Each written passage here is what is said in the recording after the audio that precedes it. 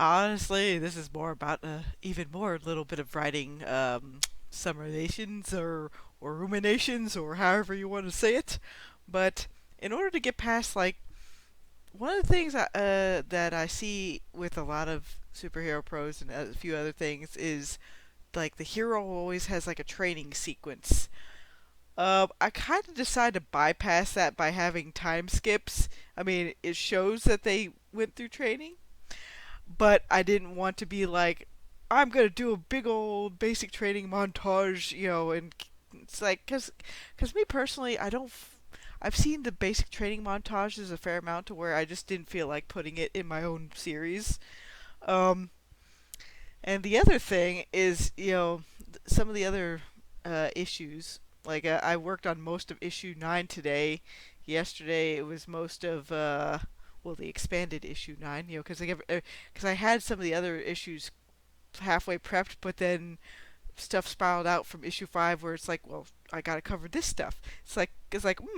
Okay, so time to file some of those back and put the brand new issue 6, 7, and 8 into place, and then the brand new issue 9 too. Okay, it's growing, but this is fine. This is fine. So, so here I am just sitting there thinking like, how can I make it fairly convincing that these people have a fair amount of training? Well, one, with prologue, that means people stick around longer, so they're not always just sticking with like one profession. They can train in multiple professions if they want to, and you can decide whether or not a character needs to fit a particular purpose or not. Sometimes it pops up later as you're writing. Sometimes it might not even come to you until like maybe even the next book. It just depends. But for Eliza's case, since she's not like she's not naturally inclined to be like a very offensive. So within the kind of weebscape I've developed for the twins there, Dexter's the one that usually takes the lead with that. Like, no, sis, you gotta do this and maybe do that. They were basically kind of training each other in a way while she was asleep.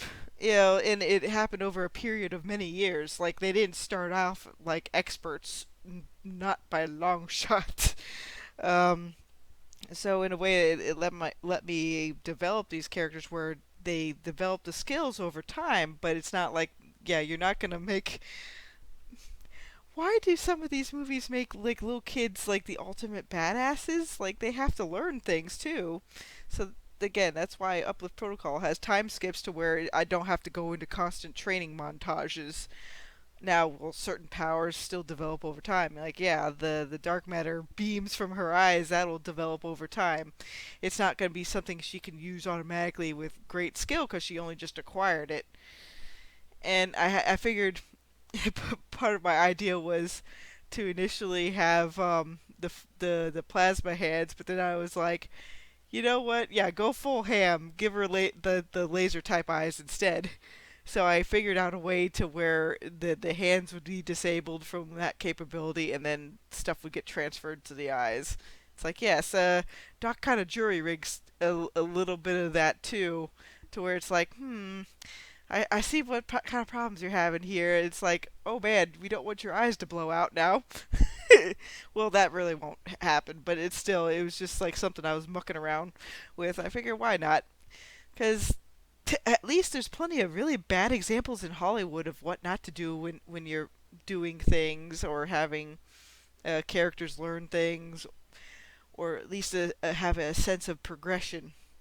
Because again, time skips can let you have that sense of progression without slowing down the overall story. At least to me. This is just me throwing these ideas out here, or my little, asides with writing. Because I figured I wanted to look at some things and get some more ideas out there, or at least get some more other stuff off my chest. Not like in a bad way, but more like this is just running around in my head. But yeah, it's because again, just take the example of with the new Mulan thing. Like at least from the stuff I've seen, it's like you have her be a very tra- well trained warrior when she's like less than 10 years old. Even in the darn Spartan movies, like those guys trained for 10 plus years to get to a basic point that they had like a 6-year old looking Mulan flipping around. And it's like, even if you have an inherent power, that's why even when Eliza was initially developing her powers, I did have her like like fly to the moon first thing. Like, no, she did like kind of like flying around and worried NORAD and all that sort of shit. But I didn't basically make the character as even Superman XB kind of conquer everything when she's like 8. Um, that's not a good idea. Besides, she was 8. It's like, what 8-year-old really would be like, yes, I can do this? Like, now, later on, I had her tentatively start, saving people, but she really wasn't starting to be very active until a certain portion in book 0. In and besides, I had other characters looking out for her to where they're like, okay, she obviously wants to stretch her legs a bit, so you know, the whole entire thing is set up to where upcoming demis are actively monitored to make sure they're not going to go off the deep end. But since this is a more utopic setting, in terms of Earth got its shit together and they're doing various things, that when you think HeroNet, it doesn't automatically have like, oh, it's a bad connotation.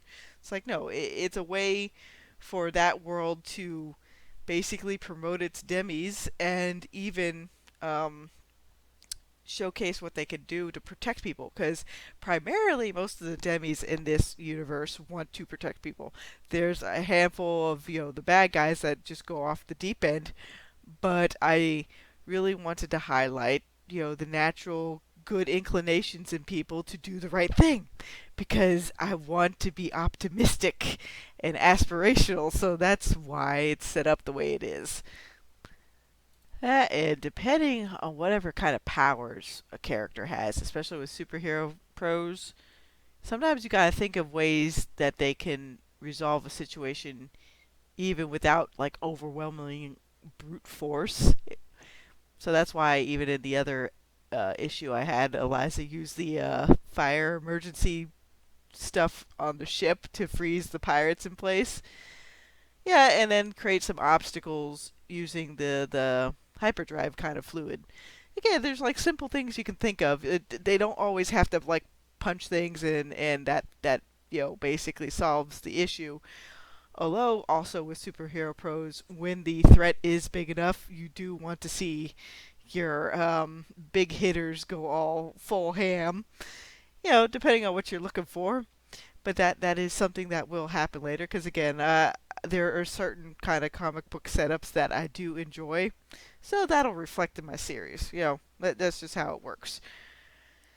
But depending on what you do, just keep on writing. Do whatever works for you, because ultimately that's what's going to keep carrying something forward. You could look at all the self-help stuff under the sun, and it wouldn't do you too much good unless you somehow incorporated it into whatever kind of writing style you got.